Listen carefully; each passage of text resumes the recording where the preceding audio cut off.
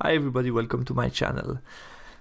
As a way to conclude the year 2020, we decided with my usual opponent for live games, Lichmeister, to play a live games with all the miniatures that we painted in the last couple of months. And in order to do that, rather than a classical battle that we did all year long with the usual scenario, deployment, all the stuff, we decided to experiment something a bit different. There is the scenario supplement that you can download on the 9th Age download page, and we picked one of the interesting scenario that you can find there, and we thought that could be a cool way to first of all test it, see if we found it balanced, interesting to play, and somehow a bit more casual, different. That could be a way, I think, to play slightly more casual battle sometimes in the 9th Age. We know that the 9th Age is sometimes known as a bit over-competitive, or regarded as over-competitive by some player, and I think that's also an aspect of the game that is not relatively unknown by the player, and that's why I thought I'm also going to make a battle report of this battle, because it's interesting also to show you how it was, what was our feeling, and just to explain you a little bit what are the possibilities of this particular scenario, just to give you a taste of it and maybe encourage you to test it when you have time. So now I will move on. We made some videos of our list. I tried to do something a bit different. There is less analysis in this battle report than I usually do, but obviously it's something slightly different in this battle report. I hope that you will like it. So let's move on to the list. So as a general, I decided to field my beloved Grisus. So this model, I painted it a couple of months, years ago actually, and didn't field it once in a battle. So that was finally the time to give him some play. So I gave him Earth Reaper, Mammothide Claw, Iron Fist, and I guess the Troll Eater. The BSB was pretty cheap. The Shaman as well was just Master Shamanism. This guy is the Hunter on Rock, just with Spread Weapon, pretty cheap because it was pretty hard to field 4 character in the character section. We having a Hunter on a Rock. Then you have 2 units of Yetis. You have the Frost Mammoth with Scrag on top. I love this model, just finished it. So I finished the base and I put Scrag on top and another Ogre on the base, just to be accurate with the number of models. 1 Keen Eater, you know it, that's my usual Keen Eater. And then let's move on to other units. Here you have my Bruises. I play 3 units of 3 actually, just to change a little bit. Here are the Tribesmen. Played a block of 8, Sabertooth Tiger, and in the back you have my Mercenary Veteran. I decided to field 2 units of 3 of them. Just wanting to field some model that I painted during this year, and that was it more or less. So definitely not an optimized list for this battle, but still interesting to play and just try new stuff and just field on the battle all the new models that I just painted. And now let's move on to my opponent's list, Lichmeister. So he was playing Vampire Covenant. First of all, the character section, you have on the left the Master Occultism with Arcane Knowledge. He loved that build, I love it as well, he's so strong. That was his general on foot. And then on the right you will see his Adept on a Dragon, really cool looking model. Adept Evocation on a Dragon, who was definitely not bad in combat. I think he paid him MR2 as well. Then there was a first block of Skeleton Warrior, a unit of Wolf on the left with a Champion. Skeleton were full command with a Legend Banner. Unit of Ghouls, big block of Ghouls with Champion. Second unit of Skeleton with full command with a Relentless Banner. A big unit of Wolves. Second unit of Wolves, actually not that big. The Cadaver Wagon, he's back with the new updated points. a unit of great bats, a great piece of chaff as always, the 1 unit of 1 dark coach, and then in the back you will see the 5 spectral hunter unit that is pretty annoying for the Ogre Khan, because yeah, they are hard to fight. I don't have that much magical attack. On the left, 1 Varkolak, the 6 pawn with the champion, and I guess that's it for his list. So pretty strong, good chaff opportunities, flying character, so he has good tool for this game. Okay, here you have on the left the usual spell selection, and on the right you have an explanation, a picture of how this scenario works. So if you want all the details, I recommend you to go in the scenario supplement because it's well explained, but I will try to summarize quickly. So basically it's a refused flank, more or less deployment, so we play the refused flank map with slightly more distance between both parts, and you have on the left and on the right 2 portals, meaning if I'm blue, I'm going to deploy on this zone, and this is going to be the portal associated with my color. So what's important is, first of all, at the end of the deployment, I need to give as blue 3 token to 3 of my own unit, which will be blue token.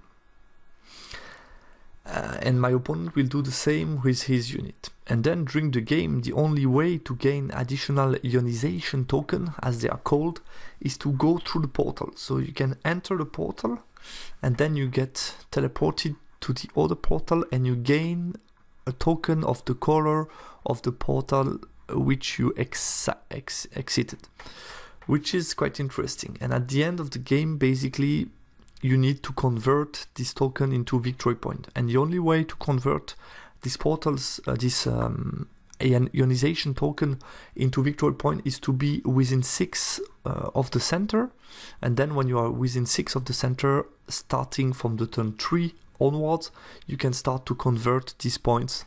During the movement phase, you can convert 1 token against the victory point, and basically the only thing with the color of the token that matters, not the only, but the most important for winning the battle.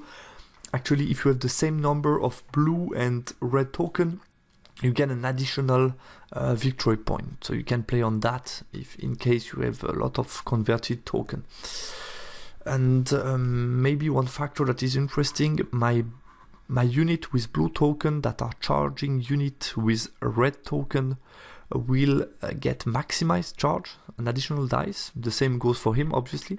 And if I charge a unit of the same ionization as mine, for example, Lichmeister enter a unit into the red portal, teleport here, gains a blue token, then if a blue token unit wants to charge his blue token unit, I get a minimized charge. So there is this little trick that is interesting. And basically this scenario is a mix between all the ground, because if you cannot enter within 6 of the center, basically you will lose the game. And also some kind of spoil of war, because you need to gain additional token, because if both of us can convert our 3 base token, then it will just be a tie. So the only way to really win the game is also to be able to teleport and bring some additional token. So here mobility is important, control of the center is important, so this will be an interesting battle. One thing that I found a bit, how can I say, hard to understand at the beginning is actually the portal zone is slightly bigger, because everything in the rule says you need to be within 5 of the portal, and these are the portal zones. So actually they should just have done slightly bigger portal zone to include this within 5. It would just have been, just for the clarity, would have been much better, I guess, but that's just a small detail. So here I will show you the map with the 2 zones. So we included this additional 5 inches into the portal zone, just to see clearly that if you are within with your base, then you are able to teleport, gain token, and so on. So this was my deployment zone, this was my opponent's deployment zone, so this was my portal zone, and this was his. So we put some red markers and this one as blue markers, basically, just to show which one is going to be able to use which one. And this is going to be the deployment. Just to show you the map, we try to add some 3D piece of terrain just to make it slightly more narrative, so to say. We have a hill, an impassable forest, wall, water, and a ruin here, and also a field here in the back, but not doesn't matter that much. So this is the deployment. We put some drops, and then he decided to drop everything to start the game. So this is his Varkolak after Vanguard, unit of dogs after Vanguard, some spawn looking in the back to avoid some frenzy check early on, second unit of chaff, the ghoul block, unit of skeleton with the cadaver wagon is here with skeleton. Here you have the dragon in front of the other skeleton, the great bats, the unit of spectral hunter, and then the dark coach on the right. And on my part, after Vanguard, you have unit of yetis, the rock hunter. I've decided to put here Grisus within Bruiser just to counter the possible moves of his dragon, just to make sure he cannot annoy me and come within my line quickly. The BSB within a second unit just to make sure I get the reroll where I need to, within the unit of this was the mercenary veteran with Swift Stride Devastating Charge, and this one had Plate Armor and Vanguard. Both of them have Iron Fist. So second mercenaries, Bruiser, Scrapling, Tribesman with the Mage, Frost Mammoth, Yetis. So that was my deployment, and also Saber-Tooth Tiger. And I gave token to these 3 units because I thought they are quite close to the center, so that should be not too hard to convert these 3 tokens. They are quite mobile unit, especially the Bruiser are quite mobile. The second 2 are pretty solid. This one is hidden behind the big block, so I should be fine. And Max decided to give 1 to the Great Bats, 1 to Skeletons, and 1 to these skeletons here, and 1 to the ghouls, I guess, or these skeletons. I'm not sure about that between these 2, but that was it more or less. So let's start with the first turn. Actually, I have only 1 picture for both, but basically on his first turn, I just moved slightly forward, prepared some chaff, just to make sure if I enter, he can do some tricks with his Wolf. Just make sure I cannot enter here on the left, so if I enter bottom, he can basically pin me down by charging with the champion. Move the spawn to the side, move also the Varkolak to insert. So if you see, I was looking that way, so there was possibility for him to go to the side. I could have done slightly better, because while vanguarding them, I opened some options, and basically if he's stronger than the Yeti, it's not enough to annoy him. So he moved to the side with Varkolak and spawn, and move laterally with Spectral Hunter just to be ready to enter the portal if he needs to, because you cannot, one thing that is important, you cannot march to enter a portal, which is quite huge. In his first magic phase, he cast a Mark for Doom. I dispelled it, and then he did some regrowth onto his unit. He had the bounce spell as well, so three possibilities to grow model, and he did creation of a unit here in the back just to put his mage safe within if he needs to, and he tried as well to do the D6 strength 4 but failed. On my turn 1, so I pushed forward towards center, I was able to get a charge off with the unit that vanguarded here. I saw mercenary veteran with a 3-up armor save against ghoul. This is not bad, so I took the charge. I was able to connect, so then this also allowed me to push forward, to prepare the rest, and here I decided to back up with him just to cover all the possible angle. He was looking that way, so I just made sure he cannot move around me, and here I used the Yeti to come here to the side, and I have a first unit of Yetis that ended up here. They used teleport and gained the token of my opponent just to come here, and they will need until turn 3 to reach the center. I also moved the rock from the right part to the left part, also to gain some early token and to trap them. Basically the idea was he's within frenzy range. If he fails, I can charge. I have some options that I liked. I thought also Yetis are good traps against him, because possibly he will charge me with this unit, so I will be pinned down by absorb the chaff, so to say, but then I have Yetis that can counter charge as well into this unit if he fail charge, which is interesting for me. In the magic phase, I put Break the Spirit on them, which was good, because if he fail charge, or even if he charge, he will need to take some DTs. I was able to get +1 toughness onto the mercenaries veteran in combat, which was also helpful because he will just wound me on 6 up. I have a 3-up armor save, so I should be fine. And then I put a swarm of insect onto the 2 bats. The idea, they have only 4 health points. If I kill them, they lose the token. So that was for me a great opening, because if I roll a couple of 6s, I can just get that unit. But I did only 1 wound, and in the close combat, I killed 9 of his. I did only 1 wound to me, and it crumbled a lot, so there was not that many ghouls left after combat, which was good news for me, since they had also a token, so that was for me also motivation to go into this combat. But now it's his turn, and if he can regrow some models, I might be trouble, because he just did 1 wound, so he will get this reroll to hit thing that is so precious on the ghoul. His turn 2. He decided to put his block in the front of the mercenaries, move the dragon back, and moves well a bit around this unit. And here he decided to bring the spectral hunter. They use the teleportation, and they are in the back of my hunter on the rock. He passes the frenzy check. That was really important to find us a very interesting spot, actually. He charged obviously with the Wolf to block me. I forgot a little bit about the champion, to be honest. I would have probably maybe do something slightly different. Especially I think that was not that wise to put a frenzy model rock too far from the center. It could have been really helpful in the center of the map, I guess, so that was not the smartest thing to do, possibly.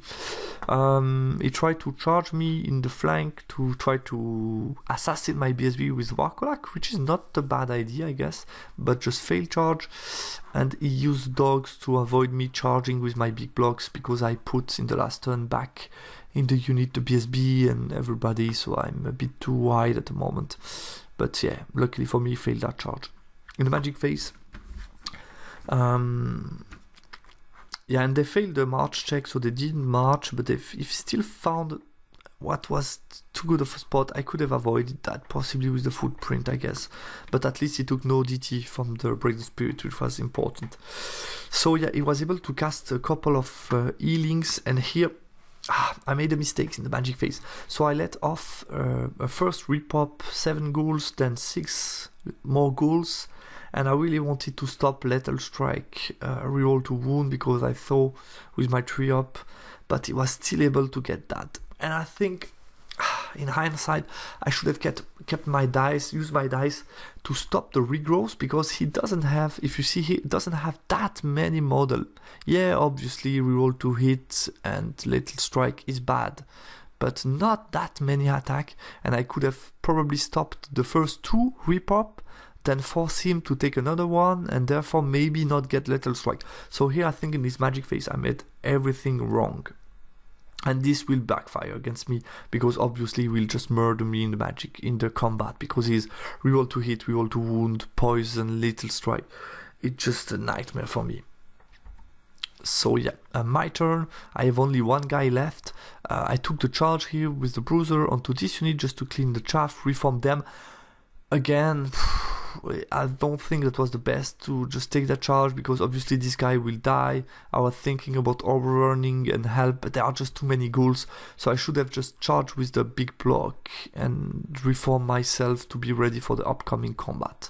But I wanted to have the block ready to take the dragon and just have a counter charge with Grisus if I need to, just to, yeah, not allow the dragon to come within this unit. But the fact that Grisus was so far away in the right was problematic for me. So yeah, I took this charge, I turn around, yeah, here I'm still engaged because I killed the champion last turn. My Yetis just start moving towards the center, trying to threat his back line. These Yetis are looking back just in case if he charges me, I want to counter charge. Here obviously Frost Mammoth charge Varkolak, which is nice. And I prepare myself to go towards the center. Here I decided to charge, just pin him down, because I was able to reform to avoid the dragon charging me. I can do a 2-1, this guy is out of combat. Yeah, he really wanted to avoid me getting 3 models in contact, but I think this will backfire against him, because I can just reform this guy in the back and just avoid him charging with the dragon, which was my purpose at the beginning.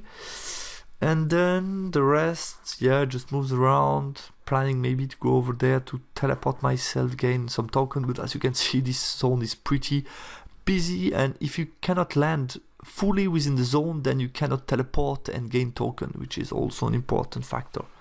In the magic phase, I'm trying to get the swarm of insect onto the bats. Again, to do the same as I tried to do last turn, but he dispelled that.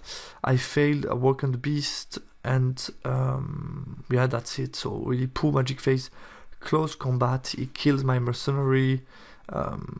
Yeah, lose also a couple of wounds here. Here I just reform, and here I did a couple of wounds. He has 1 wound left. I killed the dog, and I cannot pivot that much because he put unit all around me here. But I decided to face this unit just to avoid the big static res, just in case. And yeah, that was it. So here you can see the busy, very busy portal on the left. His turn 3, so he passes another frenzy check, just flies over the guys. The cavalry didn't want to engage the crab, the Orok guy. He was in combat, so he just faced my Yetis at the moment. And he decided to take the charge. I don't remember exactly how, but he charged, I guess, with them onto the bruiser who fled, and then he redirected onto my guy. And he was able to get a 9 Swift Ride onto my tribesman block, and I'm pretty excited to see how this combat goes, because yeah, obviously he's rerolling to hit, but I still have tribesman, 2 characters, so that will be an interesting fight just to see how it goes. He was in combat, and he just backed his dragon just to block my Keen Eater charging him. Continued to zone me out with the Dark Coach. Basically, the Dark Coach with his movement has no chance to gain a token and reach the center of the board. He would need a charge and stuff, so that would not be so easy for him. So he just decided to protect, because at the moment he's feeling not too bad about the token, I guess, because he has some good control over the center. And my token are, yeah, this one is fleeing, this one still need to reach, which will not be that easy. In the magic phase, he tries pentagram with 1 dice. I dispelled that, and then he was able to create a new unit. And he got with 4 against 5 dice again, a reroll to wound onto the ghouls, which was really bad for me. And the ghouls, they just run, they rolled, yeah, with rerolling everything, it's so strong, and they just make me auto break, which was huge. He catches me, which is a problem because I had the token on me. Remember, the victory point, they don't matter at all. It just only the ionization token converted into victory point that matter. The rest doesn't matter. So losing my Death Star is actually not the end of the world. And obviously he was able to convert history token because he has history unit within 6 of the center. So he's only 3-0 up, which is a problem, but I still have 1, 2, 3 token. So I still have a chance to tie, maybe do something better. So, and here I killed, just reform slightly, and that was it. My turn 3, I countercharged the ghoul with both the Frost Mammoth and them, and was able to reach the 6 to convert my first token. These rallied, which was also important. And here I just set it up, some nice counter charge. If he decided to charge them, it's another frenzy bait. I can just counter charge, flee. I have some options. I position Gracious just in a way to support the mercenaries that are suffering in combat against this big block with a lot of static res. And yeah, the ghouls, now I should be able to finally deal with them. They did already so much damage. And Keen Eater just move around. In my magic phase, no magic phase anymore, and close combat, these guys broke from combat. They Skeleton didn't catch me, but I failed the panic check with no BSB anymore, so Gracious fled, which was really a nightmare. And here I break him, and him, yeah, that's some better picture here. So if you see the mercenaries veteran that broke from combat, they rolled pretty well. And yeah, yeah, that was it, I guess. Here I just chaff him and converted my first victory point.